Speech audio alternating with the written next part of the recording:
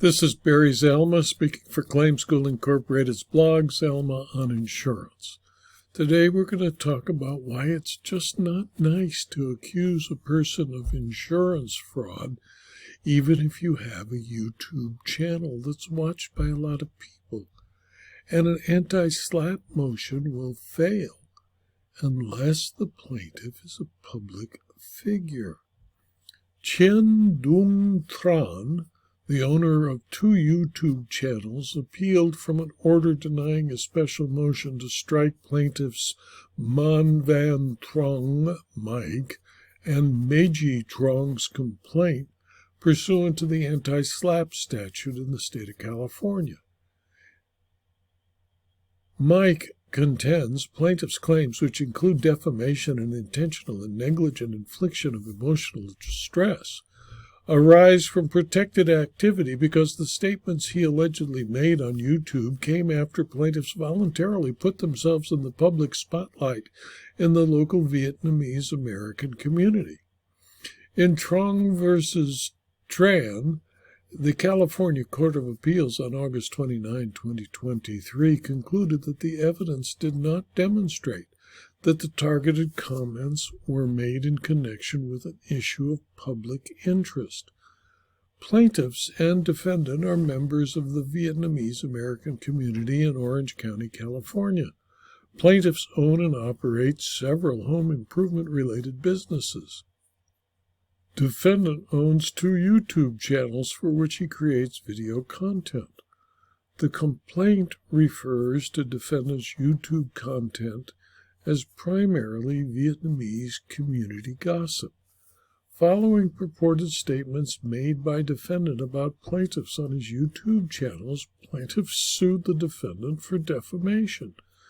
The suit said the remarks conveyed the following about Mike: that, among other things, he committed insurance fraud, was a communist supporter who conspires with Vietnamese gangsters to attack America, among other things. 9 days after plaintiff filed an amended, more detailed complaint, the defendant filed a special motion to strike the complaint pursuant to the anti-SLAPP statute.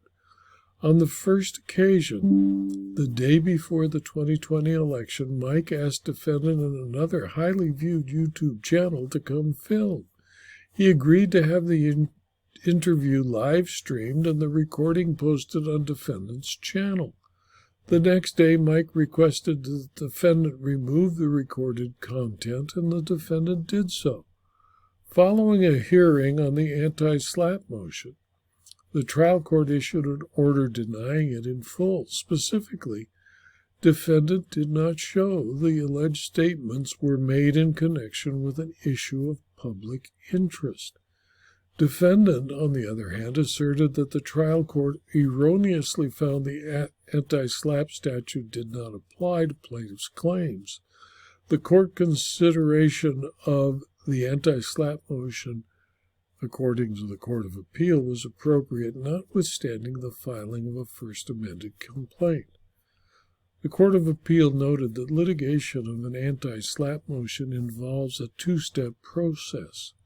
First, the moving defendant bears the burden of establishing that the challenged allegations or claims arise from protected activity in which the defendant has engaged, and 2, for each claim that does not arise from protected activity, the plaintiff must show the claim has at least minimal merit. If the plaintiff cannot make this showing, the court will strike the claim. Contending the trial court erred in concluding the alleged statements fall outside the scope of the anti-SLAPP statute, the defendant invoked 2 categories of protected activity. Among the matters to consider by the court were whether the subject of the speech or activity was a person or entity in the public eye, or could affect large numbers of people beyond the direct participants. Defendant contended plaintiffs were quasi-public figures in positions of prominence who actively sought public attention. The Court of Appeal noted and concluded that the defendant did not meet his burden of demonstrating the targeted statements fell within the scope of activity protected by the anti-SLAPP statute, and that the court properly denied his motion. In my opinion, accusing a self-made billionaire of insurance fraud and other criminal conduct is, on its face, defamatory. The anti-SLAPP statute protects the publisher of such comments if the person accused is in a protected activity or is a public figure that needs to be protected.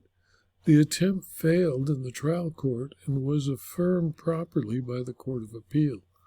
This video was adapted from my blog, Zelma on Insurance, which is available free to anyone who clicks on the URL zelma.com/blog. You can subscribe to the blog and receive access to the more than 4,600 blog postings and the more than 700 or 800 videos, all of which are available free on YouTube and or rumble.com. Please tell your friends and colleagues about this blog and the videos, and let them subscribe to the blog and videos for free. And if you do, I'd appreciate it if you click on the like button at YouTube or the thumbs up button on rumble.com. If you're interested in learning further about insurance, insurance law, insurance fraud, and insurance claims, for a very small fee, you can subscribe to my Substack community or my locals community, where you can receive more detailed information. Thank you for your attention.